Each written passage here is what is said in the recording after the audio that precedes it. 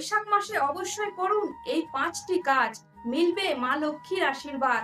সারা বছর হবে না অর্থের অভাব, পুরো বছরটা কাটবে অত্যন্ত ভালো। শাস্ত্র মতে এই বছরটা যে কোনো কাজের জন্য অত্যন্ত শুভ মানা হয়েছে। নতুন কিছু শুরু করতে চাইলে এই মাসটা বেছে নিতে পারেন। 15ই এপ্রিল নতুন বছর শুরু হতে চলেছে, আর এই দিনের সাথে জড়িয়ে আছে জ্যোতিষ শাস্ত্র। এই মাসে কিছু কাজ করলে মা লক্ষ্মী অত্যন্ত খুশি হয়, এমনকি ধনে ভরে যায়। তো চলুন জেনে নিই এই মাসে কোন কোন নিয়ম করলে মা লক্ষ্মীর বিশেষ কৃপা পাওয়া যায়। বৈশাখ মাসে প্রতিদিন সকালবেলা স্নান করে এই মন্ত্রটি জপ করুন, ওম মাধবায় নমঃ। এই মন্ত্রটি সকালবেলা স্নান করে তুলসী মন্দিরের কাছে জপ করুন।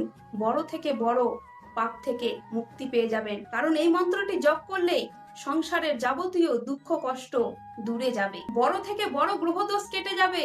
এই মাসে যদি জল, ছাতু, গুড়, ছোলা এইগুলো জিনিস যদি দান করতে পারেন, তাহলে বড় থেকে বড় গ্রহদোষ, বড় থেকে বড় বিপদ থেকে মুক্তি পাবেন। তাই চেষ্টা করবেন এই মাসে এই জিনিসগুলো দান করার। এইগুলো জিনিস যদি শুদ্ধ মনে দান করতে পারেন, তাহলে পাপ মুক্তি হয়। আর্থিক অনটন দূর করতে বছরের প্রথম দিন মা লক্ষ্মীর পুজো অত্যন্ত ভালোভাবে করার চেষ্টা করুন। এতে করে আর্থিক অনটন দূরে যাবে, সংসার সুখের হবে। বাস্তু দোষ কাটান, ঘর থেকে নাকারাত্মা বিদায় করুন। অনেক সময় আমাদের ঘরে নাকারাত্মা বসবাস করে, শত্রুরা আমাদের ঘরবাড়ি খারাপ করে দেয়, আর সেগুলো থেকে মুক্তি পেতে বছরের প্রথম দিন হলুদ, তেল, সিঁদুর একটা পাত্রে নিয়ে এক জায়গায় গুলে আম পাতার মধ্যে ফোঁটা দিন। 7টা আম পাতা লাল সুতোর মধ্যে মেন দরজার সামনে টাঙিয়ে দিন।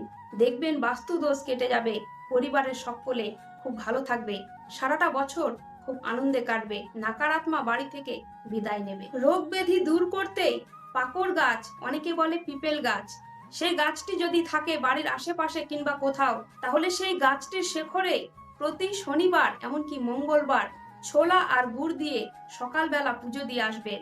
দেখবেন বড় থেকে বড় রোগ ব্যাধি সেরে যাবে, বড় থেকে বড় গ্রহদোষ কেটে যাবে, এমনকি বিপদ আপদ দূরে যাবে। পুরো বৈশাখ মাসের শনিবার মঙ্গলবার এই কাজটি করবেন, দেখবেন ধীরে ধীরে আপনাদের সংসারটা কতটা সুখের হবে। আর যদি বড় বড় পাপ থেকে মুক্ত হতে চান, পুণ্য লাভ করতে চান, তাহলে তুলসী গাছের কিছু নিয়ম আছে।